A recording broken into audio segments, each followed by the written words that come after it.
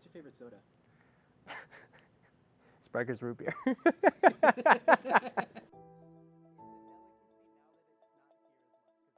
My name is John Moses. I go more by Moses because there's too many Johns. And I am a current team member of the production team. I was an intern for their first inaugural year, and now I've made my way to full production team member, which has been very fun. What are your job duties around R20? It has changed based on the information that we've been learning. So right now I'm working on TC op, so the TriCaster operator, as well as vMix operator. vMix being just a much more advanced system of OBS, or similar to OBS. It just lets us do more with it. And then the TriCaster, as far as I am fully aware, it's a way for us to manage our inputs and put it into one singular output very, very simply for everything else to understand. So when I first joined R20, my two major duties were setting up the Discord server, so just a spot where all the information could be easily accessible by the kids, especially since they would know Discord a lot better than hunting down a website. It's just more comfortable since that's how they communicate anyways. And then it was set up for the events themselves. So wheeling out tables, wheeling out computers, setting up a bunch of Nintendo Switches, just putting everything in place so that the kids just had to walk up, boot up their character, and fight. That was pretty much it. Where do you see R20 in the future? I hope to see it definitely growing outside of San Antonio. I think that San Antonio being the centerpiece for it is great. I mean, my dad grew up here, and I just like being back in the city where he started out and his family started. And I know it's a big city, and I know that there's a lot more interested parties in the rest of Texas. I mean, recently we had another tournament where schools drove hours just to compete. And I'm sure that that will be something that continues to happen, especially as R20 continues to grow. It's already grown from, you know, the 50, 60 people at the first event upwards now of 300-400.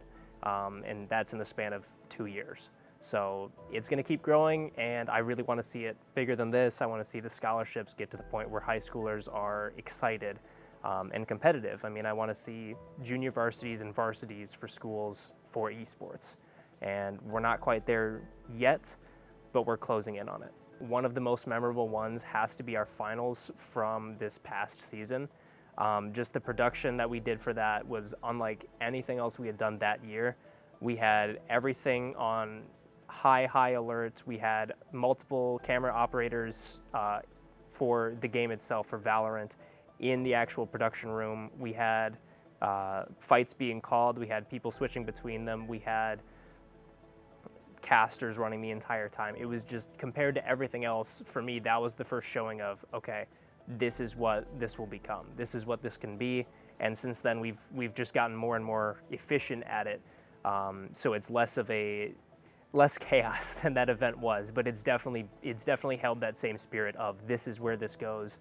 How can we improve this for next time? It's just been that hunger for what can be improved on and fixed and iterated upon.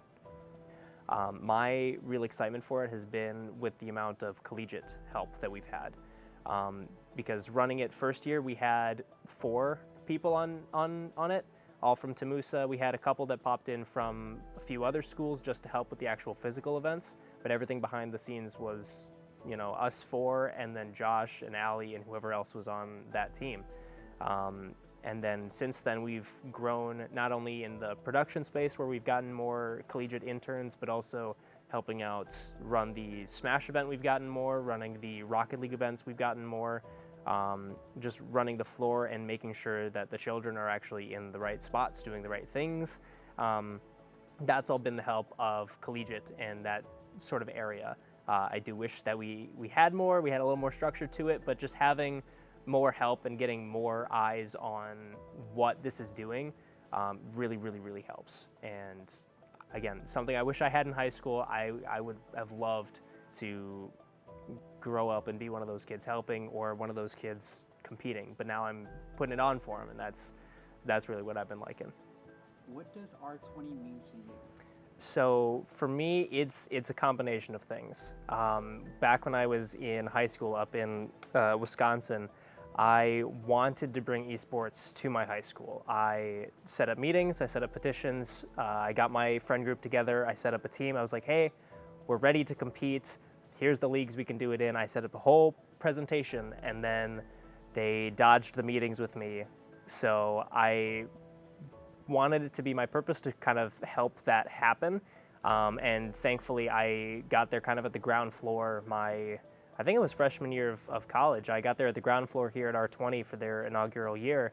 And I was able to help with the setup for it and just kind of find that as my purpose, is allowing all these high schoolers to live the dream that I couldn't about 2 years prior to that. So it's been a lot of fun there. And then now I'm seeing it as a stepping stone into the bigger world of production, especially for esports. I've already got some good stuff on the horizon. I'm learning a lot of stuff that I honestly didn't even not necessarily I didn't think it existed, but I didn't know how much there was to it. And it's been really, really good and interesting doing all that stuff. And that's kind of where R20's been for me. It's living up a dream that I had when I was younger and really getting to put myself into esports. What's your favorite soda? Sprecher's root beer.